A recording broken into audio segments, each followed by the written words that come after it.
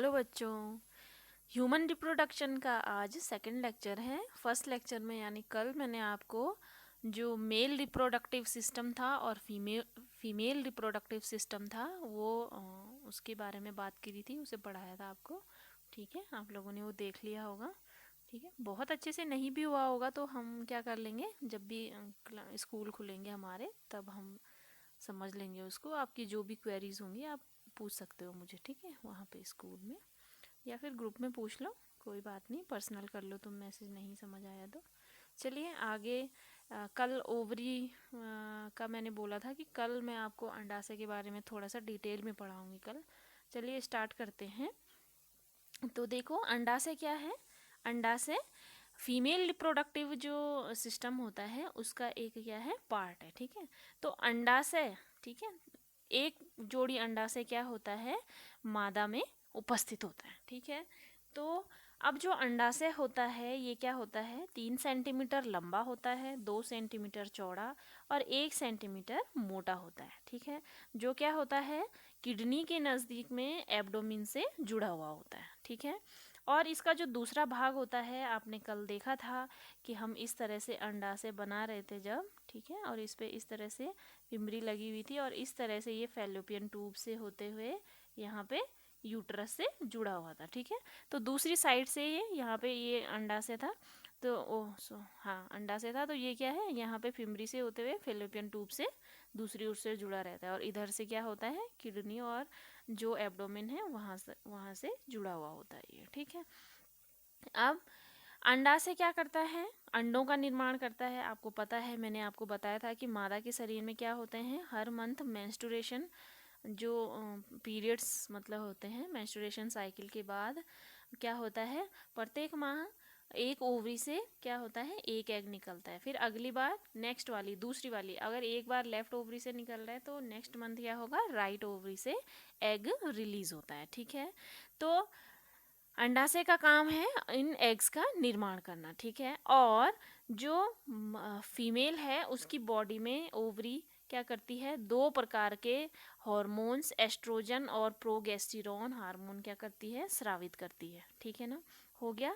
तो ये क्या है, आपके लिंग हार्मोन भी आप इन्हें बोलते हो। ठीक है, तो लिंग हार्मोन है। आगे देखो, अब ओवरी का यहाँ पे मैंने नॉर्मल एक डायग्राम आपको बता रखा है। जो ये बाहर आपको दिख रही है इसकी परत, बाह्य परत, इसको हम जनन इपिथीलियम बोलते हैं और जो ये इनर पार्ट है इसको क्या बोलते हैं, हम स्ट्रोमा कहते हैं। ठीक है, तो इपिथीलियम और स्ट्रोमा ये पार्ट है और स्ट्रोमा में क्या होती हैं, बहुत सारी ब्लड सेल्स होंगी। ठीक है, और ओवेरियन फॉलिकल्स होगा तथा ग्राफियन फॉलिकल्स आपको मिलेंगे। ठीक है, देखो ये दिख रहा है आपको कि कॉर्पस ल्यूटियम है, अर्ली वाला है, लेट वाला है। ठीक है, और डेवलपिंग फॉलिकल्स है। ठीक है, और फॉलिकुलर सेल्स हैं। ठीक, सेकेंडरी ओसाइट है, एग है मतलब। ठीक है, सेकेंडरी एग जो आपका ये देखो आगे रिलीज होके ओव्यूम बनता है। ठीक, तो ये सब है। और ये देखो रप्चर्ड फॉलिकल बता रहा है जहाँ से होते हुए ओव्यूम क्या हुआ है, किसके लिए, फर्टिलाइजेशन के लिए यहाँ से रिलीज हुआ है और इधर से क्या होगा, फैलोपियन ट्यूब में वो पहुँच जाएगा। ठीक है, तो ये इस तरह से है ओवरी की संरचना में। तो ये बहुत ज़्यादा इम्पोर्टेंट है आपके एग्ज़ाम पॉइंट ऑफ व्यू से। ये इस चैप्टर में मतलब आप लगा लो, गैमिटोजेनेसिस आ सकता है 5 नंबर का, उसमें मतलब लिखने का आएगा। नहीं तो सारे क्या आते हैं, डायग्रामेटिक आते हैं, या फिर क्या होगा, ओवरी का आ जाएगा, ये ओवरी की काट आ जाएगी। ठीक है, एलएस आ जाएगी ओवरी की, या टीएस आ जाएगा। ठीक है, ऐसी जो मैंने कल टेस्टिस का बताया था टीएस, वो आ जाएगा, या फिर फीमेल रिप्रोडक्टिव सिस्टम आ जाएगा, या मेल रिप्रोडक्टिव सिस्टम आ जाएगा। तो सारे ही क्या आते हैं, या फिर स्पर्म की स्ट्रक्चर आ जाएगी बनाने के लिए। तो मेनली ये चैप्टर डिपेंड ऑन है किस पे, डायग्राम्स पे। ठीक है, तो डायग्राम्स इसमें आते हैं, तो आप ये सब डायग्राम पे ज़्यादा ध्यान देना इसमें। ठीक है, तो आगे बोल रहा है कि स्ट्रोमा हो गया जिसमें क्या होती है, रुधिर ब्लड कोशिकाएं होती हैं, ओवेरियन फॉलिकल होता है और ग्राफियन फॉलिकल्स होते हैं। ठीक है, ग्राफियन फॉलिकल्स क्या होते हैं, ग्राफियन फॉलिकल्स वो हैं जो क्या करती हैं, देखो यहाँ पे जो ये वाला है मेच्योर ग्राफियन फॉलिकल्स लिखा हुआ है, ये वास्तव में क्या है, बहुत सारी ग्राफियन फॉलिकल जो है बहुत सारी कोशिकाओं का समूह है, जिसमें से क्या होता है, कोई एक कोशिका क्या हो जाएगी, अन्य कोशिकाओं की अपेक्षा, यहाँ पे दिख रहा होगा आपको, क्या हो जाती है, साइज में बड़ी हो जाती है और वृद्धि करने लगती है। ठीक है, और वृद्धि कर यही जो सेल होती है वो क्या बनाती है, अंडाणु बनाती है। ठीक है ना, तो यहाँ पे दिख रहा है, तो यहाँ पे देखो पहले ये थोड़ा छोटी थी, फिर बड़ी हुई, फिर बड़ी हुई, यहाँ पे बड़ी हुई, और यहाँ पे आके क्या हो गया, इसने ये एग क्या कर लिया है, रिलीज भी कर लिया है। ठीक है, चलिए आगे। अब ये तो अंडाशय की काट थी। ठीक है, अगर आएगा आपको तो ऐसा करना है, और लिखना हो तो इस तरह से ये एग रिलीज करवा देना है यहाँ पे कि हाँ यहाँ पे एग रिलीज हो गया है फर्टिलाइजेशन के लिए। तो अंडाशय में आएगा तो इतना ही लिखना है आपको। ठीक है, अब देखो एग बन गए। ठीक है, कल मैंने क्या बताया था आपको, जब मेल रिप्रोडक्टिव और फीमेल रिप्रोडक्टिव में बताया था कि ये होना है इसमें। ठीक है, अब आगे पहले क्या है कि जो नर होंगे और जो मादा होंगे उनमें यौन आरंभ होता कब से है, किस एज से होता है। ठीक है, तो जो पहले नर का हम देख लेते हैं। सामान्यतः बालक जब 11 से 13 वर्ष की उम्र होती है उस टाइम पे क्या होते हैं, जो नर होता है उसके क्या होते हैं, जननांग क्या होते हैं, विकसित होते हैं। ठीक है, और विकसित होकर क्या करने लग जाते हैं, अपना कार्य आरंभ कर लेते हैं। इसमें क्या होता है, उस समय उनकी जो शुक्रजनक नलिकाएं होंगी वो क्या करने लग जाएंगी, शुक्राणुओं का निर्माण करने लग जाएंगे। ठीक है, अब बाहरी फिजिकल अपीयरेंस से आप कैसे पता करेंगे, मतलब कैसे पता चलेगा कि हाँ ये क्या हो रहा है, मतलब डेवलप कर रहा है। ठीक है, एक बालक से किसमें परिवर्तित हो रहा है, किशोर में परिवर्तित हो रहा है। ठीक है, तो इसके लक्षण ये होंगे कि क्या होते हैं, बॉयज़ के चेहरे पे बाल आने लग जाते हैं। ठीक है, उनकी आवाज़ भारी होने लग जाती है, शरीर की लंबाई बढ़ने लग जाती है। ठीक है, तो ये सब होता है। और जो उनकी कल मैंने जब मेल रिप्रोडक्टिव सिस्टम पढ़ाया था तो उसमें मैंने बोला था एक लीडिंग सेल्स होती हैं। ठीक है, तो जो लीडिंग सेल्स होती हैं उससे क्या होने लग जाता है, टेस्टोस्टेरोन हार्मोन का स्रावण होने लग जाता है, जिसके कारण क्या होने लग जाता है, जो उनके शरीर में उपस्थित बाह्य जननांग होंगे उनका क्या होने लग जाता है, विकास होने लग जाता है। ठीक है, और जैसे ही बाह्य जननांगों का निर्माण होने लग जाएगा, ठीक है ना, जैसे कल बताया था मैंने आपको, स्कॉर्टम, टेस्टिस, पेनिस, इनका जब निर्माण होने लग जाएगा तो क्या होने लग जाएगा, शुक्राणु जनन यानी गैमेटोजेनेसिस।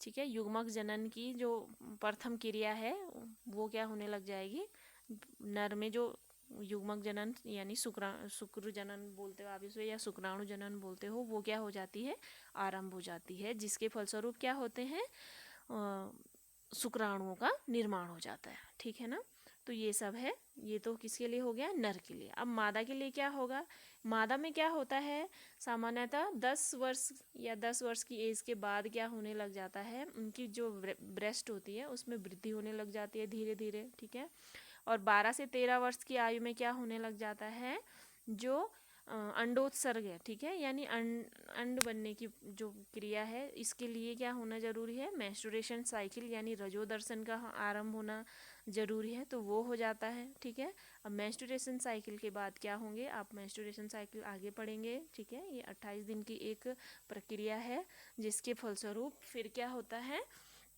ब्लड के फॉर्म में पीरियड्स निकलते हैं। ठीक है, तो ये सब है, इसको हम मेंस्ट्रुएशन साइकिल या रजोदर्शन कहते हैं।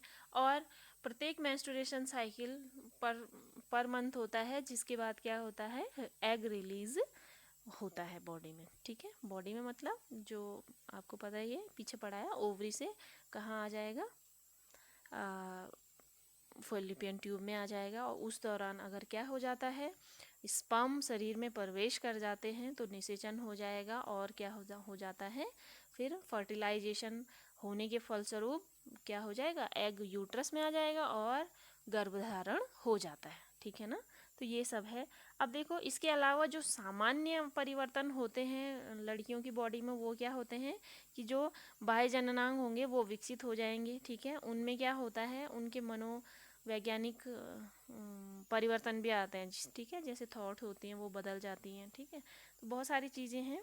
और उनके क्या होते हैं, जो शरीर के कई हिस्से हैं, ठीक है, उन पे क्या हो जाते हैं, फैट जमने लग जाती है, फेस पे भी फैट जमने लग जाती है, ठीक है, आवाज़ क्या हो जाती है, पतली हो जाती है, ठीक है।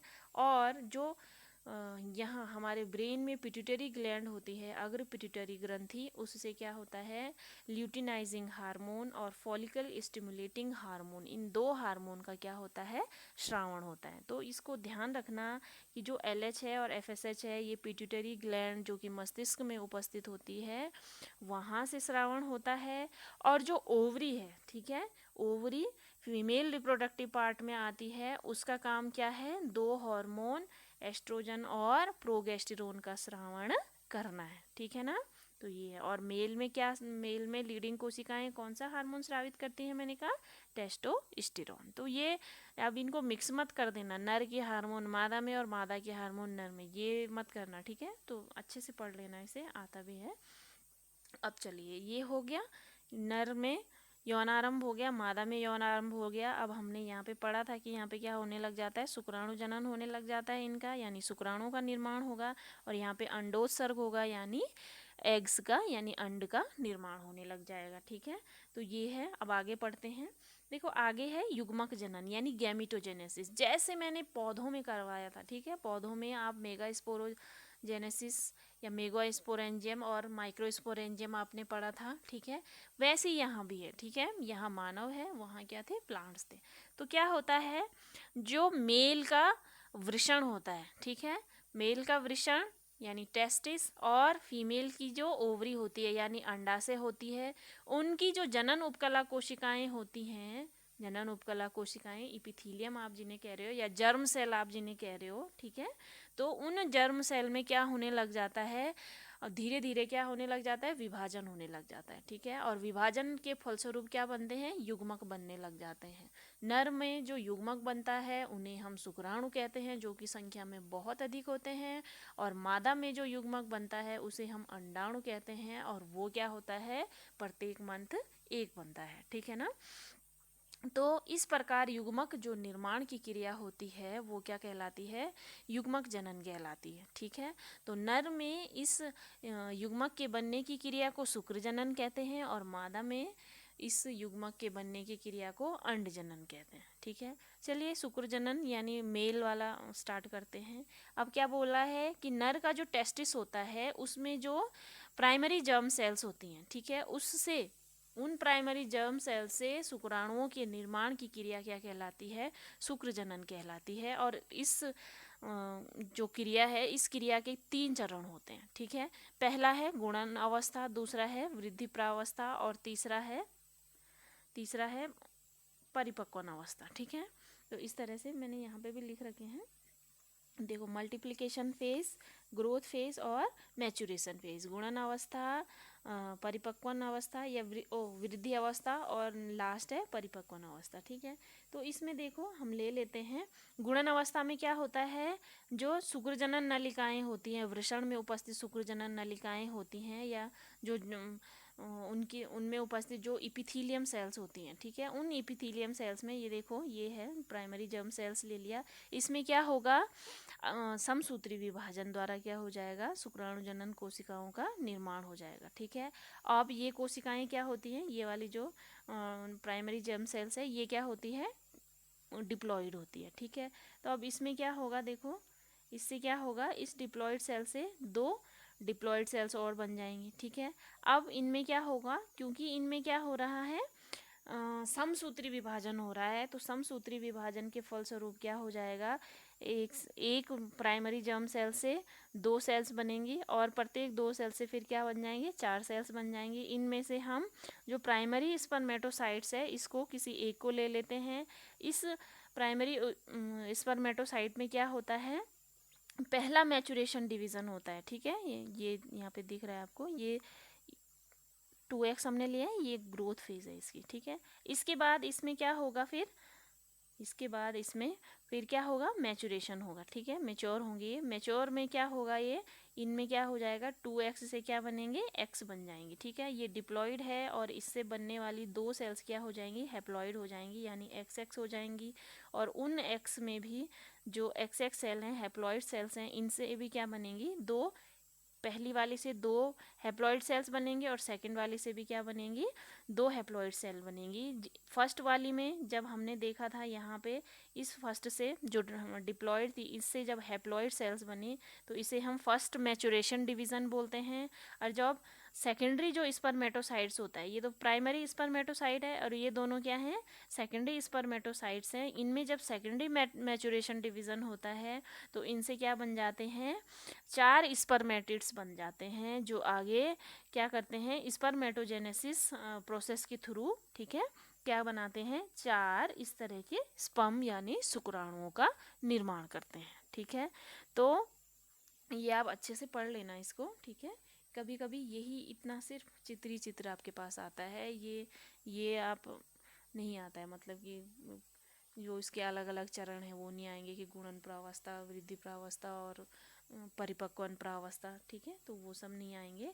आगे देखो, अब ये तो हो गया शुक्र जनन। देखो यहाँ क्या बन गए हैं, ये चार क्या बन गए हैं, शुक्राणु बन गए।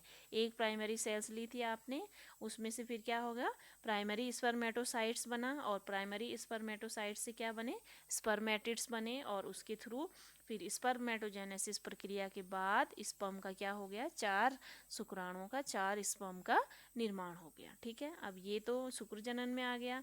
अब नेक्स्ट चलते हैं अंड जनन में हम। ठीक है, तो अंड जनन में क्या कह रहा है कि जो अंडाशय होता है, ठीक है, तो अंडाशय में जो ग्राफियन फॉलिकल्स होते हैं उनमें क्या होती है, अंड जनन की प्रक्रिया कंप्लीट होती है। ठीक है, तो अंड जनन में क्या होगा, इससे क्या होगा, मतलब अंड जनन जैसी होगा तो एक अंडाणु का निर्माण हो जाएगा। जब मैंने ओवरी आपको बताया था, पढ़ाया था इसमें, तो यहाँ देख रहे हो आप, ये इस प्रोसेस के थ्रू एक ओवरी का क्या हो गया है, निर्माण हो गया है। ठीक है, तो चलिए अब इस ओवरी के बनने की भी क्या है, ये भी शुक्राणुओं की तरह या शुक्राणु के बनने की प्रक्रिया की तरह कितने चरणों में पूरी होती है, 3 चरणों में पूरी होती है, गुणन प्रावस्था, वृद्धि प्रावस्था और परिपक्वन प्रावस्था। ठीक है, इसमें भी क्या कर लिया हमने, देखो प्राइमरी जेम सेल जो इपिथीलियम सेल से ले लेंगे आप। ठीक है, तो ये क्या होगी, पहले 2n होगी यानी डिप्लॉइड होगी। ठीक है ना, इसके बाद माइटोसिस, इनमें माइटोसिस डिवीज़न पाया जाएगा तो इससे क्या हो जाएंगी, 2 अनदर सेल्स बन जाएंगी यानी मल्टीप्लिकेशन होगा। ठीक है, 1 से 2 बन जाएंगी। ठीक है, फिर आगे क्या हो जाएगा, इनमें माइटोसिस हो रहा है क्योंकि तो जो 2n है यानी डिप्लॉयड है वही चलता रहेगा, ये भी 2n है, ये भी 2n है। ठीक है, और इनके जो ये ओगोनियम बन रहे हैं, 4 ओगोनियम, ठीक है, तो ये चारों ओगोनियम भी क्या होंगे, डिप्लॉयड होंगे यानी 2n होंगे। ठीक है, द्विगुणित होंगे। अब इसमें से क्या कर लेंगे हम, कोई एक प्राइमरी oocytes ले लिया जो क्या है, डिप्लॉयड है। ठीक है, ये डेवलप करेगा तो क्या होगा, प्राइमरी oocytes भी डिप्लॉयड होगा, इसकी अब क्या होगी, ग्रोथ होगी। ठीक है, तो इसमें क्या होगा, जो प्राइमरी oocytes है, ठीक है, वो क्या होगी, यानी जो अंडाणु मात्र कोशिका है, ऐसे हिंदी में बोलो, वो क्या होगी, वृद्धि करेगी। वृद्धि करने के बाद यहाँ पे इसने वृद्धि कर ली। अब देखो यहाँ पे, अरे ये 4 थे, 4 में से किसी एक ने वृद्धि कर ली। ठीक है, अभी क्या हो गई, कोई एक कोशिका मातृ कोशिका के रूप में अलग हो गई है तो ये डिप्लॉयड है। अब इसमें क्या होगा, मियोसिस होगा, 2 बार मियोसिस होगा। ठीक है, यानी अर्धसूत्री विभाजन होगा। ठीक है, अब अर्धसूत्री विभाजन में क्या हो जाएगा, मियोसिस के थ्रू एक, देखो ये प्राइमरी oocytes था, ये डिप्लॉयड था। ठीक है, अब इसके थ्रू एक क्या बनेगा, सेकेंडरी oocytes बनेगा, वो क्या होगा, हैप्लॉयड होगा। और जो दूसरा बनेगा वो क्या बनेगी, पोलर बॉडी बनेगी और ये भी क्या होगी, हैप्लॉयड होगी। ठीक है, अब हैप्लॉयड हो गई तो एक हमें पोलर बॉडी मिल जाएगी और एक क्या मिल जाएगा, मैचुरेशन फेज में एक सेकेंडरी oocytes मिल जाएगा जो क्या होगा, हैप्लॉयड होगा। ठीक है, अब ये सेकेंडरी oocyte क्या करेगा, फिर से मियोसिस करेगा, मियोसिस डिवीजन करेगा, अर्धसूत्री विभाजन करेगा। तो इस सेकेंडरी oocytes के थ्रू एक ओव्यूम का निर्माण हो जाएगा, जो ओव्यूम क्या होगा, हैप्लॉइड होगा, ठीक है। और एक क्या बन जाएगी, पोलर बॉडी बन जाएगी। अब इधर हमें फर्स्ट पोलर बॉडी जो मिली थी उसमें भी अर्धसूत्रीय विभाजन होगा और उसके थ्रू क्या बन जाएंगी, दो पोलर बॉडी बन जाएंगी, ठीक है। तो इस तरह से देखो, ये तो फर्स्ट पोलर बॉडी थी और इन तीनों को हम संयुक्त रूप से सेकेंड पोलर बॉडी कहते हैं। और जो ये हमें यहाँ पे प्राप्त होता है, ग्रोथ करता हुआ दिख रहा है, जो जो सेकेंडरी oocytes था, वो अब ओव्यूम में यानी हैप्लॉइड है, जो ओव्यूम में क्या हो जाता है, कन्वर्ट हो जाता है। ओव्यूम मतलब अंडाणु में। तो ये अंडाणु क्या करेगा फिर, जितना भी इसको डेवलप करना होगा बन गया। उसके बाद एग ओवरी से रिलीज होके फिम्बरी क्या कर देगी, उसको कहाँ तक पहुँचा देगी, फेलोपियन ट्यूब तक पहुँचा देगी, ठीक है। और वहाँ क्या हो जाएगी फिर, स्पर्म में ये स्पर्म द्वारा निषेचित हो जाएगी और फिर आगे मूव करके लुढ़क के कहाँ चली जाती है, गर्भाशय की दीवार पे चली जाती है, वहाँ पे चिपक जाती है, ठीक है। तो इस तरह से क्या हो जाता है, ये देखो अंड जनन में भी बता दिया मैंने कि एक ही क्या बनेगा, ओव्यूम बनेगा। देखे आपने देख लिया, एक अंडाणु बना है, बाकी जो बने हैं ये तीन, ये क्या हैं, पोलर बॉडीज हैं, ठीक है। ये एग का निर्माण नहीं करती हैं। आगे बात समझ में, तो ये सब है। तो यहाँ आप देख रहे होंगे शुक्र जनन में बहुत सारे यानी 4 शुक्राणु बन गए, जबकि यहाँ अंड जनन में क्या बना है, एक ही एग बना है, ठीक है। तो इस तरह से जो स्पर्म होते हैं वो बहुत ज़्यादा बनते हैं संख्या में, और ओव्यूम यानी अंडाणु क्या होता है, एक ही बनता है, ठीक है ना। आगे समझ में, तो ये है। इसके बाद देखो, अब इसको मैंने दोनों का साथ में अंतर बता दिया आपको, स्पर्मेटोजेनेसिस का और oogenesis का, ठीक है। तो स्पर्मेटोजेनेसिस में देखो, इसमें भी प्राइमरी जर्म सेल है, इसमें भी प्राइमरी जर्म सेल्स है, ठीक है। तो दोनों में क्या हो रहा है, डिवीज़न हो रहा है, 2n बना दिया इन्होंने, मल्टीप्लिकेशन फेज कर दी ना, मल्टीप्लिकेशन फेज है तो डिवीज़न हो जाएगा, 2n बन जाएगा, ठीक है। फिर इसके बाद क्या होगा, इनमें क्या हो जाएगा, मियोसिस होगा, ठीक है। ये देखो इसमें क्या हो रहा है, इसमें सेकेंडरी oocyte बन जा रहा है और पोलर बॉडीज बन जा रही हैं, ठीक है। अब इसके बाद इसमें यहाँ पोलर बॉडीज ही बनती रहेंगी और इस जो सेकेंडरी oocyte था ये आगे क्या करेगा, डेवलप होके ओव्यूम बना लेगा, जबकि ये क्या होंगे, सारे डेवलप करके, ठीक है, सेकेंडरी स्पर्मेटोसाइट्स स्पर्मेटोजेनेसिस के थ्रू क्या करेंगे, स्पर्म्स का निर्माण कर लेंगे, ठीक है। जो कि क्या होंगे, देखो NN लिखा हुआ है मैंने इनके अंदर, आपको भी ऐसे बनाने हैं ये, ठीक है। ये हैप्लॉइड होते हैं और ओव्यूम भी क्या होता है, हैप्लॉइड होता है। जब निषेचन हो जाता है तो एक हैप्लॉइड दूसरे हैप्लॉइड से जुड़कर क्या करेगा, डिप्लॉइड यानी 2n द्विगुणित जो युग्मक होता है उसका निर्माण कर लेता है, ठीक है। तो इतना हो गया बेटा आपका। तो इस लेक्चर में आज मैंने इतना ही पढ़ाया है। चलिए आप इसको कंप्लीट कीजिए।